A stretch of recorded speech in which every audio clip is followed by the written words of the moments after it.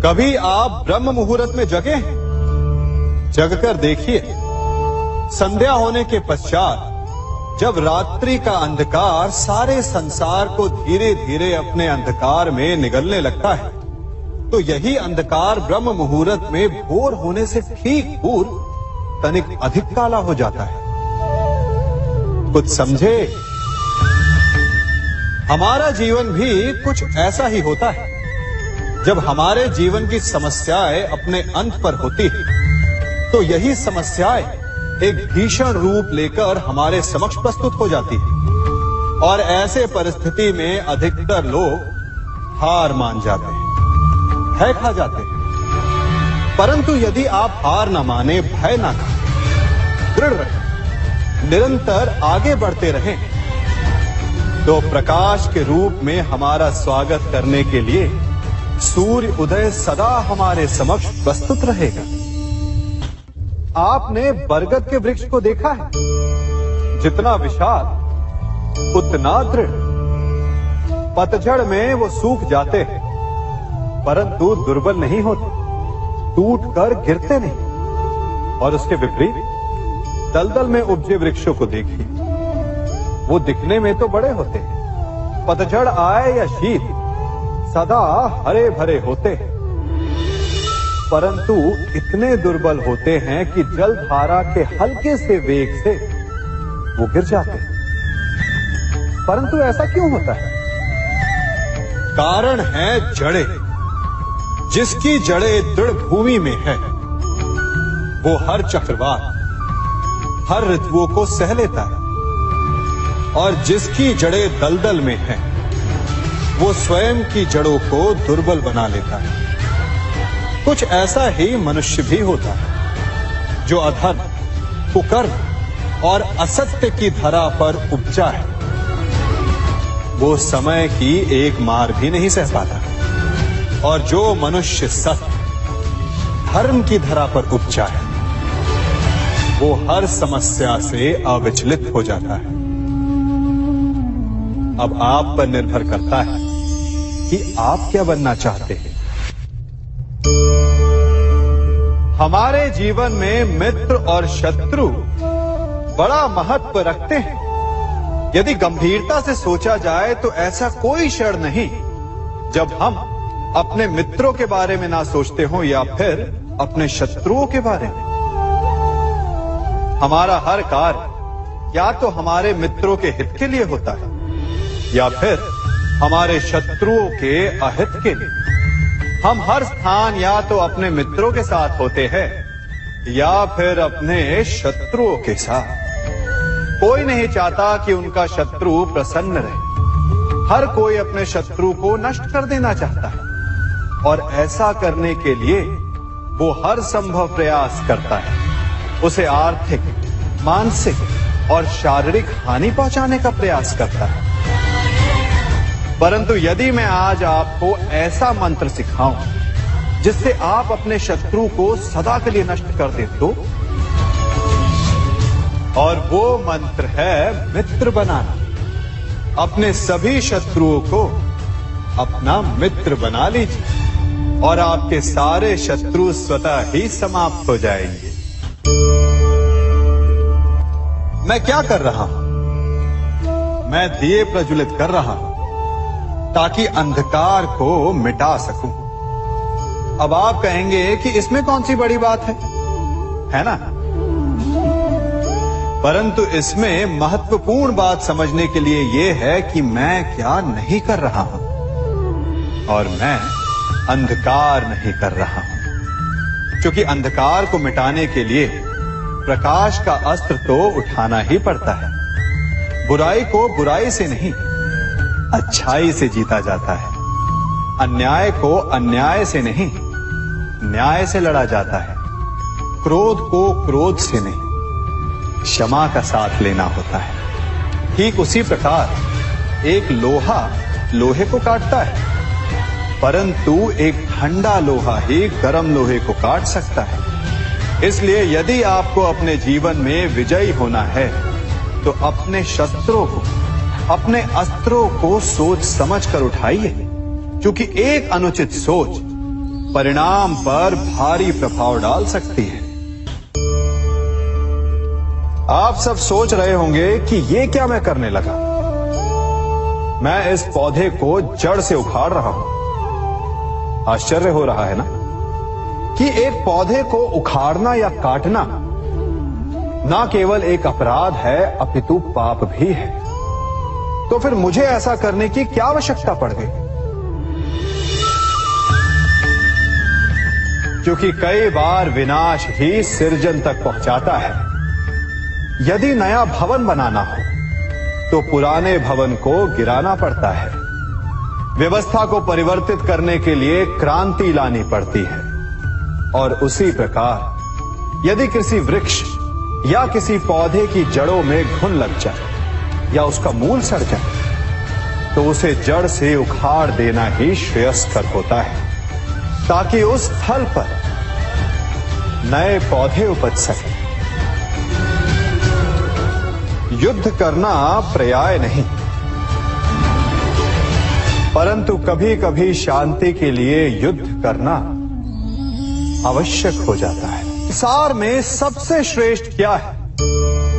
फूल या कांटे, प्रेम या घृणा, संपन्नता या दरिद्रता, मित्र या शत्रु? बताइए। अब आप भी कहेंगे कि भला ये कोई पूछने की बात हुई? अवश्य, फूल, प्रेम, संपन्नता और मित्र ही श्रेष्ठ है। परंतु क्या आपने अपने जीवन में कभी सोचा है कि हर एक भाव, हर एक वस्तु, हर एक घटना का एक गुण धर्म होता है?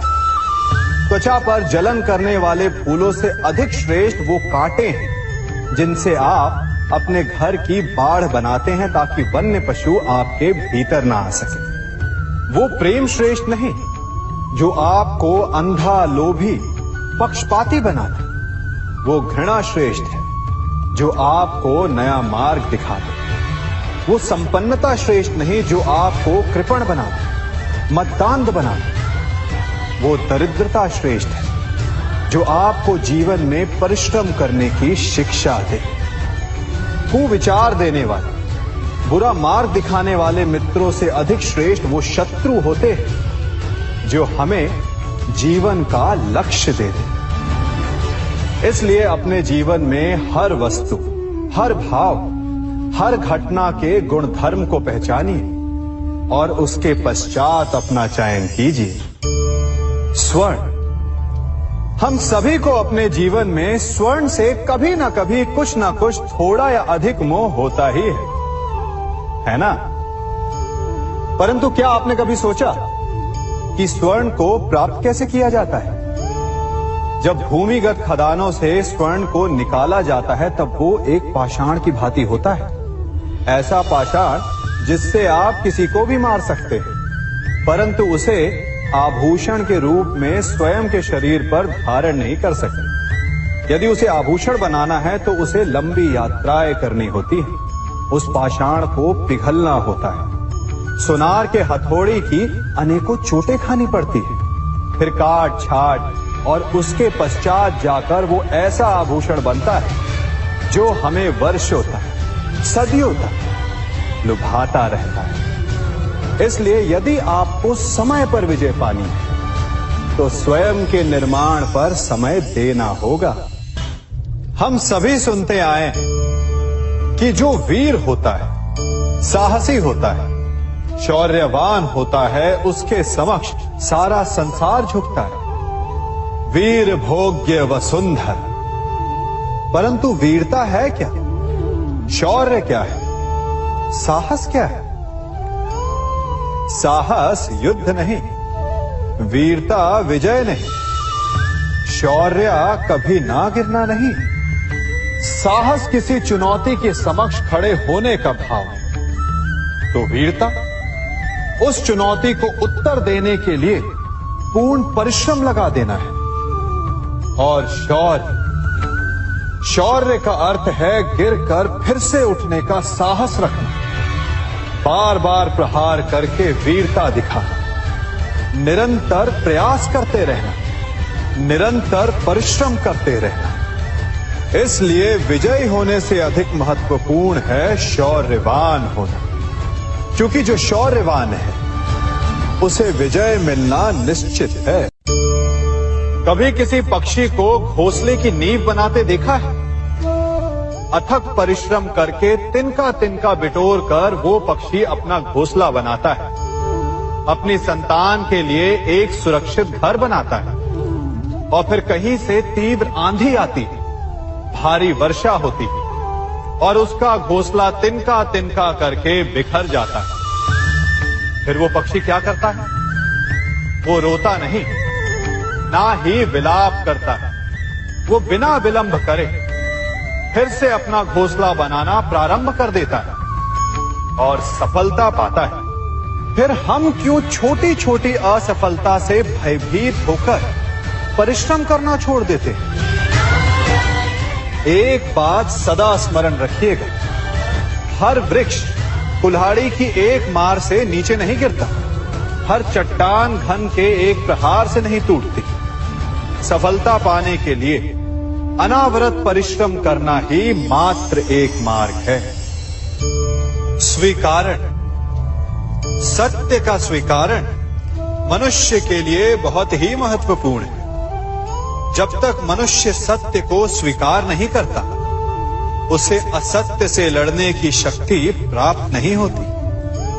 जब आप भोजन करते हैं तो क्या होता है? आपका पेट स्वीकारता है कि वो भर चुका है और आप भोजन करना बंद कर देते हैं। जब आपको निद्रा आती है तो क्या होता है? आपका मन स्वीकारता है कि आपका शरीर थक चुका है और उसे विश्राम की आवश्यकता है। उसी प्रकार जब आपको किसी व्यसन को रोकना हो तो आपको स्वीकारना पड़ता है कि बहुत हो चुका, चाहे वो लालच हो या मदिरापान। उस व्यसन का त्यागना तभी प्रारंभ होता है जब आप ये स्वीकार कर लेते हैं कि आप उस व्यसन के बंधक हैं। हम में से ऐसा कोई नहीं जिनकी परछाई उनसे दूर रहती। हमारी परछाई सदैव हमारे साथ रहती है। कदाचित हमारी परछाई हमारे कर्मों के फलों का संकेत है। कदाचित इसी कारण कई बार हमें अपनी परछाई से भय भी लगता है, परंतु इस भय से निवारण पाने का एक साधन अवश्य है।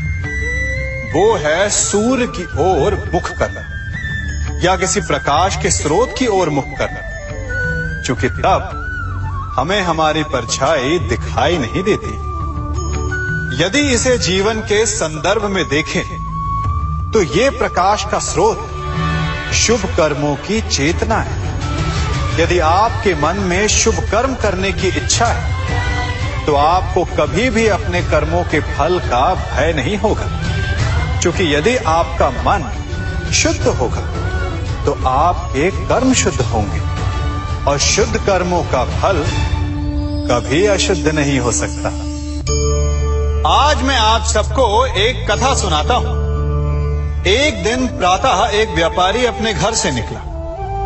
घर से निकलते ही एक बिल्ली ने उस व्यापारी का मार्ग काट दी।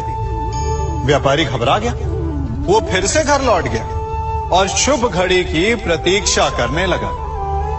और जब वो पुनः अपने घर से निकला तब वो वाहन जा चुका था जिससे राजा तक पहुंचकर उसे भेंट देनी थी। राजा को भेंट नहीं मिली। राजा क्रोधित हो गए।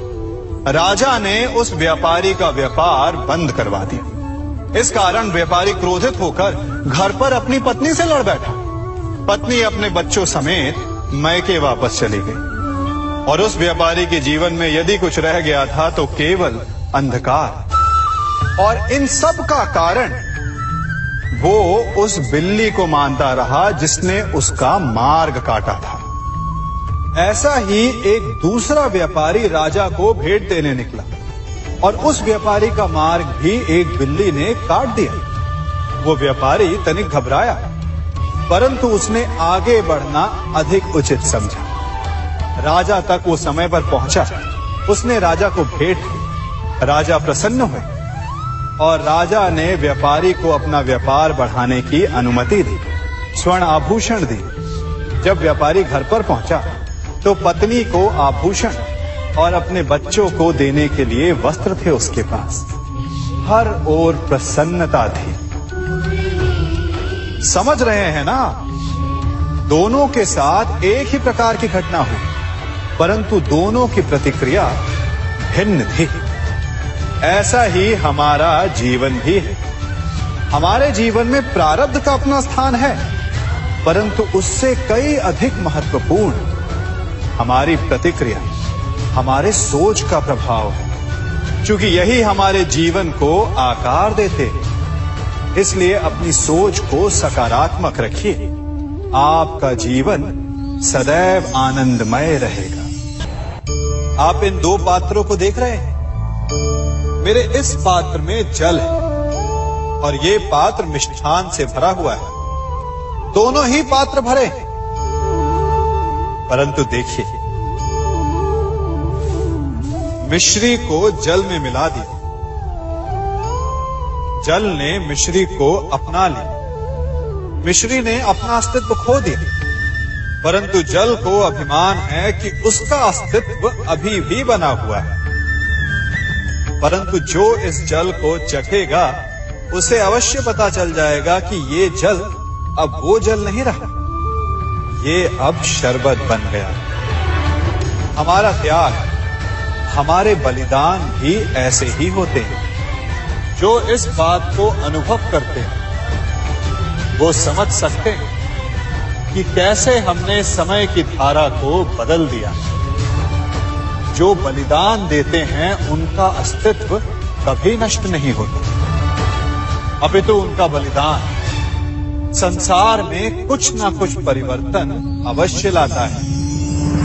हम सभी कभी ना कभी, कहीं ना कहीं अपने जीवन में यात्रा अवश्य करते हैं।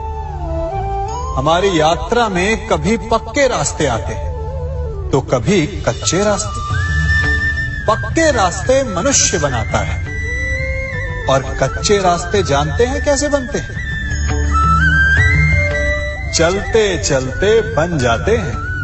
जब लोग एक स्थान से जाते हैं तो पैरों के दबाव से नीचे की घास कुचल जाती है। बार बार उस मार्ग से जाने से धीरे धीरे मार्ग स्वतः ही बन जाता है। और यही जीवन है, यही नियति है। जब आपके जीवन में आपको मार्ग ना मिले तो रुकिए नहीं, आगे बढ़ते रहिए और आपके पैरों के दबाव से मार्ग स्वतः ही बन जाएगा। हम सभी अपने जीवन में सफलता चाहते हैं, है ना? उसके लिए हम रात दिन परिश्रम करते हैं, कड़ी मेहनत करते हैं, परंतु फिर भी असफल हो जाते हैं। परंतु ऐसा क्यों होता है? कभी सोचा आप सबने? क्योंकि सफलता पाने का मंत्र बड़ा कठिन नहीं, बड़ा सरल है।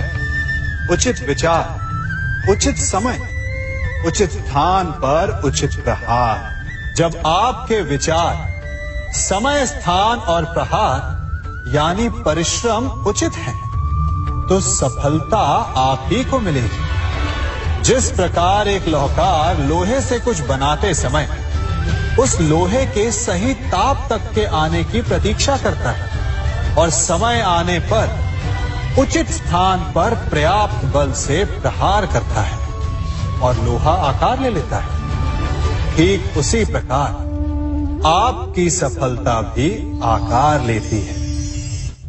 हम सभी को अपने जीवन में कभी ना कभी निराशा मिलती है, असफलता मिलती है और अधिकतर लोग इसके पश्चात भाग्य का रोना लेकर बैठ जाते हैं। कुछ कहते हैं कि जिस स्थान पर मैं हूं उससे कई ऊंचे स्थान पर होने के योग्य था, परंतु नहीं जा पाया। किसी को पीड़ा है कि उसे जो मिलना चाहिए था वो उसे नहीं मिला। भाग्य ही बुरा था। भाग्य क्या होता है? भाग्य वन में खिला पुष्प देवताओं को चढ़ाया जाएगा, या किसी सुंदरी की वेणी में वो सजेगा, या फिर उसे कुचल कर उत्पात बना दिया जाएगा। ये सब एक पुष्प के नियंत्रण में नहीं होता, परंतु जब तक उस पुष्प का अस्तित्व है, सुगंध बिखेरना उसके वश में अवश्य है। परंतु भाग्य हमारे वश में नहीं, और जो हमारे वश में नहीं उसके लिए दुखी होने से क्या होगा। कर्म पर वश है, वो कीजिए और धीरे धीरे भाग्य आपके वश में आ जाएगा, क्योंकि कर्म ही प्रधान है। मनुष्य की सबसे बड़ी दुर्बलता क्या होती है? सोचिए। धन, प्रेम, अहंकार। मनुष्य की सबसे बड़ी दुर्बलता होती है उसके रहस्य। चाहे आप कितने भी शक्तिशाली क्यों ना हो, कितने भी प्रबल क्यों ना हो, परंतु उसके रहस्य उसके नाश की चाबी होती है। इसलिए यदि प्रबल रहना है, शक्तिशाली रहना है, समर्थ रहना है, तो अपने रहस्य को किसी को भी ना बताएं, ना मित्र को और ना ही शत्रु को, क्योंकि समय पड़ने पर कब कौन शत्रु हो जाए ऐसा कहना संभव नहीं। विभीषण को रावण के अमृत कुंड का ज्ञात था, इसीलिए प्रभु श्री राम रावण का वध करने में सफल हो सके। इसलिए उचित यही है कि आप अपने रहस्य को स्वयं तक ही सीमित रखें।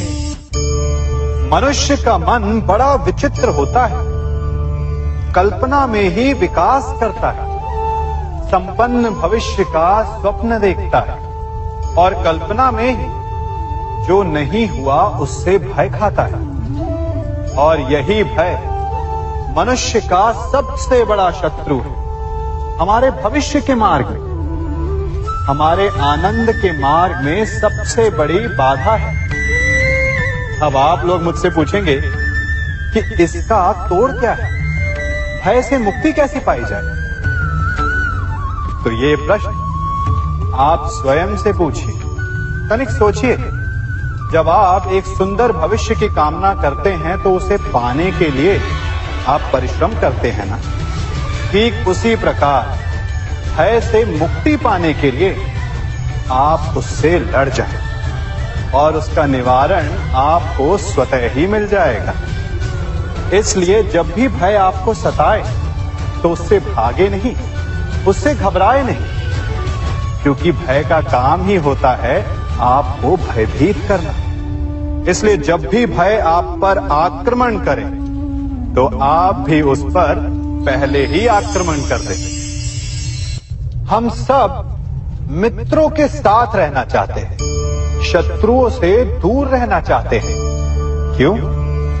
क्योंकि हमें जीवन में आनंद पाना है, जीवन में आगे बढ़ना है, स्वयं को संपन्न देखना है। और यदि किसी से भी आप पूछेंगे कि जीवन में सफलता पाने के लिए सबसे अधिक आवश्यकता किसकी होती है, तो हर एक आपको लगभग एक ही उत्तर देगा।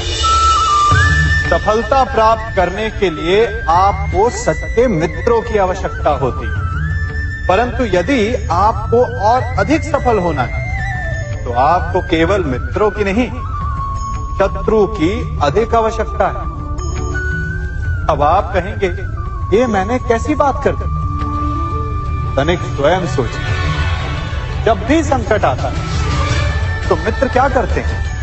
आपकी सहायता करने के लिए आपके साथ खड़े हो जाते हैं, और संकट के समय में शत्रु और बड़ा संकट बनकर हमारे समक्ष खड़े हो जाते हैं। मित्र हमें सहायता देते हैं, अपनी शक्ति देते हैं, परंतु शत्रु आपके भीतर छिपी शक्ति को बाहर लाता है, आपको और अधिक बलवान बनाता है। संगति या साथ, मित्र और साथी मनुष्य के व्यक्तित्व के लिए सबसे महत्वपूर्ण होते हैं। अब आप कहेंगे, ये कैसे? मनुष्य अवश्य अपने व्यक्तित्व के लिए उत्तरदायी होता है, परंतु मनुष्य संगति में ना चाहते हुए भी उसका व्यक्तित्व संगत की भांति हो जाता है। इन पात्रों को देख रहे हैं, मध्य में जल रखा है, इसमें दूध है और इसमें मलिन कीचड़ रखा है। यदि मैं इस जल को इस दूध में मिलाता हूं तो ये जल दूध बन जाता है, और यदि इसी जल को इस मलिन कीचड़ में मिलाता हूं तो क्या हुआ? ये जल कीचड़ बन गया। ऐसी कोई युक्ति नहीं कि जल बिना घुले मिले दूध या कीचड़ में अपना अस्तित्व बनाए रखे या उनसे अलग रहे। और ठीक ऐसा ही मनुष्य के जीवन में भी होता है। यदि एक गुणहीन व्यक्ति गुणवानों की संगत में बैठे तो उसे भी गुणवान समझा जाता है, सम्मान का पात्र समझा जाता है। और यदि एक गुणवान व्यक्ति गुणहीनों की संगत में बैठे तो उसे भी तिरस्कार मिलता है। इसलिए अपने जीवन में सदैव संगति सोच समझकर सावधानी से चुनिएगा। कभी खेत में किसी किसान को खेती करते देखा है? वो उसे सींचता है, उसे जोतता है, पशु पक्षियों से खेत की फसल की रक्षा करता है, परंतु एक बात का वो सबसे विशेष ध्यान रखता है कि कहीं खेत में खरपतवार ना उग जाए, क्योंकि एक खरपतवार खेत की सारी फसल को नष्ट कर सकती है। ठीक उसी प्रकार यदि वंश की कोई संतान खोटी निकल जाती है तो वो समूचे वंश का सर्वनाश कर देती है। इसीलिए संतान के लालन पालन में विशेष ध्यान देना आवश्यक होता है, क्योंकि संतान वो फसल होती है जो वंश के आने वाले समय को महान बना सकती है या फिर वंश का पतन भी कर सकती है। मनुष्य भी बड़ा विचित्र प्राणी है। अपनों से नीचे के स्तर के लोगों को वो हे दृष्टि से देखता है, उनका उपहास उड़ाता है, उनसे बार बार कहता है कि तुम्हारा कुछ नहीं हो सकता, तुम भविष्य में कुछ नहीं कर पाओगे। जब मनुष्य के पास धन संपत्ति मान होता है तो वो दूसरों का आदर नहीं करता, परंतु वो एक बात भूल जाता है कि उससे भी अधिक शक्तिशाली कोई अस्तित्व में है, और वो है समय। काल काल अपना चक्र कब बदलेगा ये कोई नहीं जानता। समय अपनी करवट कब लेगा ये कोई नहीं जानता। कोयला भी समय के साथ साथ हीरे में परिवर्तित हो जाता है। इसलिए जीवन में कभी भी किसी का भी उपहास नहीं उड़ाना चाहिए।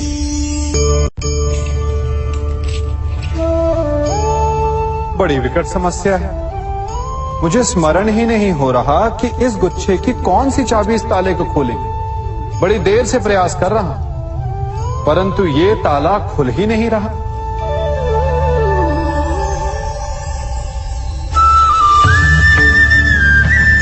ऐसी परिस्थिति में आप क्या करेंगे? अधिकतर लोग ऐसी परिस्थिति में अपनी आशा खो बैठते हैं। उन्हें लगता है कि चाबी खो गई। वो तिलमिला जाते हैं, क्रोधित हो उठते हैं, परंतु उस समय धैर्य रखें तो गुच्छे की अंतिम चाबी ताला खोल सकती है। कुल्हाड़ी का अंतिम प्रहार वृक्ष को काट के गिरा देता है, परंतु क्या सत्य में कुल्हाड़ी का अंतिम प्रहार वृक्ष को काट के गिरा देता है? आपको आपका लक्ष्य दिला देता है?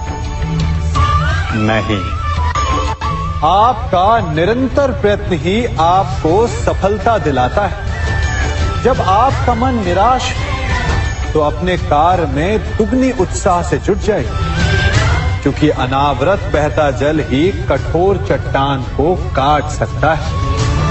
सफलता का मूल है परिश्रम, प्रयास और आशा। मनुष्य का जीवन ऋतुओं के समान होता है। आज ग्रीष्म तो कल वर्षा, परसों शीत। तनिक संकट आया तो हम संयम खो बैठते हैं, तनिक ऋतु बदली तो हम अधीर हो जाते हैं। अपने आक्रोश में, अपने क्रोध में हम उनसे ही संबंध बिगाड़ लेते हैं जो हमारे अपने होते हैं। क्यों ऐसा होता है ना? हमें लगता है कि हमारे अपने फिर से मना लेंगे, परंतु स्मरण रखिए, सदा ऐसा करना संभव नहीं होता। सागर की उछलती लहरों को तट सहता है, और यदि तट ही टूट जाए तो बाढ़ आ जाती है। हमारे संबंध भी दूध की भांति होते हैं। दूध तपकर उबल सकता है, परंतु यदि उसमें खटास आ जाए तो वो फट भी जाते हैं। और फटे दूध को चाहे जितना मत लो, उसमें से माखन नहीं निकलेगा। इसीलिए अपने संबंधों को संभल कर निभाना चाहिए। कभी चुंबक को देखा है कैसे वो लोहे की ओर आकर्षित होता है, और कैसे वो लोहे को अपनी ओर आकर्षित करता है?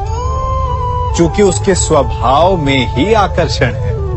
हम सबके भीतर भी एक ऐसा ही चुंबक होता है, विचार का चुंबक, जो सदा अपने ही जैसे विचारों को आकर्षित करता है। हम जो बोते हैं वही काटते हैं। उसी प्रकार हम जैसा सोचते हैं वैसा ही पाते हैं। साधु ईश्वर का नाम जपता है तो उसे ईश्वर मिल जाता है। अर्थात फल हमारी सोच पर निर्भर करता है। ओस की बूंद यदि केले के पत्ते पर गिरे तो वो कपूर बन जाती है। सीप में गिरे तो मोती, और यदि विषधर के मुख में गिरे तो विष। बूंद एक है, परंतु उसके प्रारब्ध भिन्न है, क्योंकि उसे आकर्षित करने वालों का व्यवहार भिन्न है।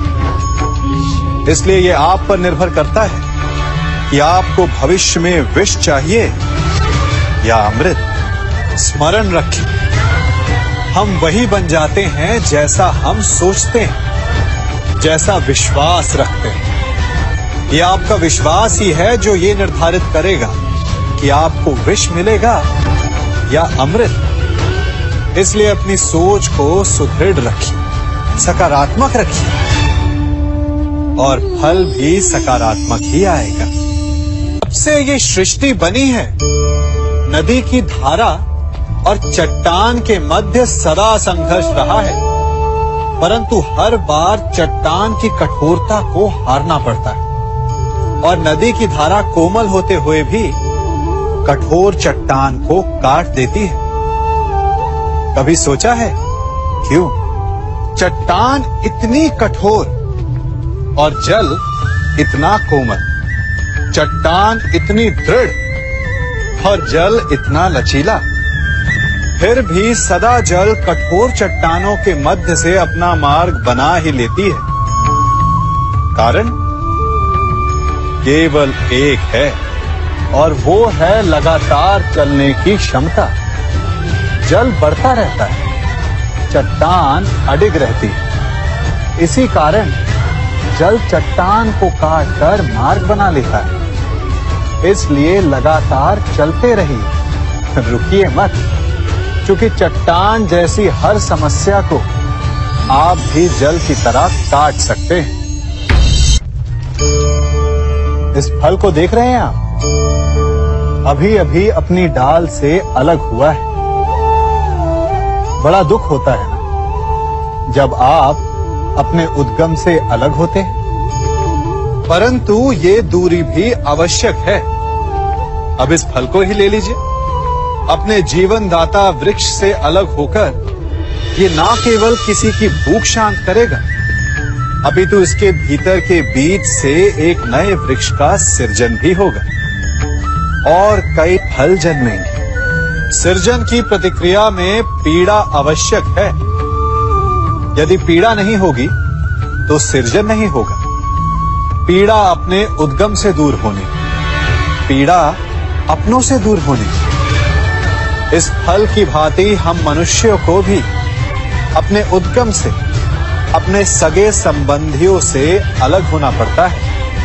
और यही अलगाव एक नए सृजन को, एक नई सृष्टि को, एक नए विकास को जन्म देता है। इसलिए ऐसे अलगाव से दुखी मत होइए, उसका स्वागत कीजिए, क्योंकि ये विकास की नींव है। अपराध वो भावना है जिसके कारण संसार में सदा दुख ही व्याप्त रहता है। हम सब अपराधियों से घृणा करते हैं, उन्हें कोसते हैं, परंतु क्या कभी विचार किया है कि कोई भी जन्म से अपराधी नहीं होता? तो ऐसा क्या कारण है कि कोई इतना बुरा बन जाता है कि वो बुराई की सीमाएं ही पार कर जाए? कारण है कामना। यदि कामना पर नियंत्रण ना रखा जाए, यदि कामना को पूर्ण करने के लिए परिश्रम ना किया जाए, तो वो तृष्णा में बदल जाती है, और तृष्णा लालच में, और लालच छल में, और छल करते ही मनुष्य अपराध की ओर अपने पग बढ़ा देता है।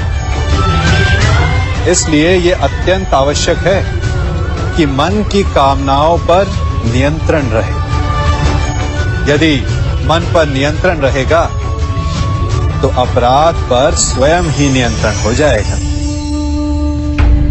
हम सबका मन करता है कि हम जीवन में ऐसे शिखर पर पहुंचे जहां हमसे ऊपर कोई ना हो, जहां हमें कुछ करने की आवश्यकता ना पड़े, है ना?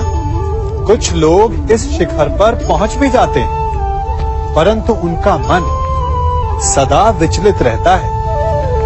इतनी मनोरंजक बात है ना कि जिस विश्राम को पाने के लिए हम इतनी मेहनत करते हैं, इतना परिश्रम करते हैं, वो हमें मिलता ही नहीं। कारण स्वयं सोचिए, वन का राजा होने के पश्चात भी सिंह को अखेट के लिए परिश्रम क्यों करना पड़ता है? सोचिए, मैं बताता हूं।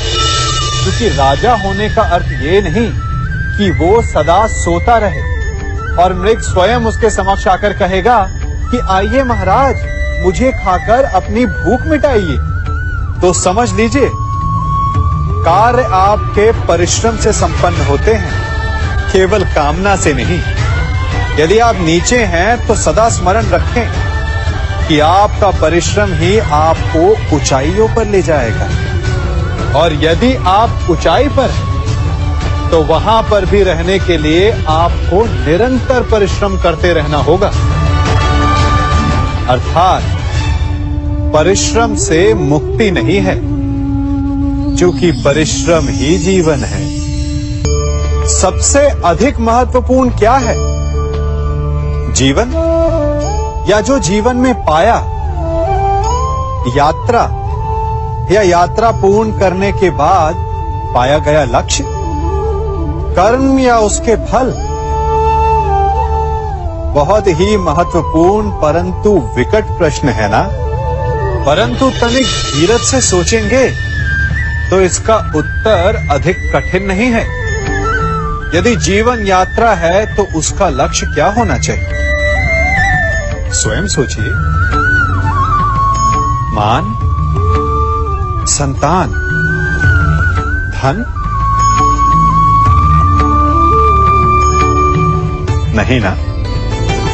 अंतिम लक्ष्य है परम आनंद, और ये अचानक से नहीं मिलता। इसे पाने का केवल एक ही उपाय, और वही आपका कर्म, वही आपकी यात्रा भी, और वही आपका प्रारब्ध भी है। और आपको कौन बताता है कि आपके लिए सही क्या है? वो है आपका मन, जो मस्तिष्क की भांति हानि और लाभ नहीं सोचता, जो आपको ये बताता है कि शुभ किसमें, संसार का कल्याण किसमें, आनंद किसमें। यदि आपका मन संयमित है तो वो आपका सबसे महत्वपूर्ण मार्गदर्शक है, जो आपकी यात्रा, आपका लक्ष्य, आपके कर्म और उसके फलों को सबको शुभ बना सकता है।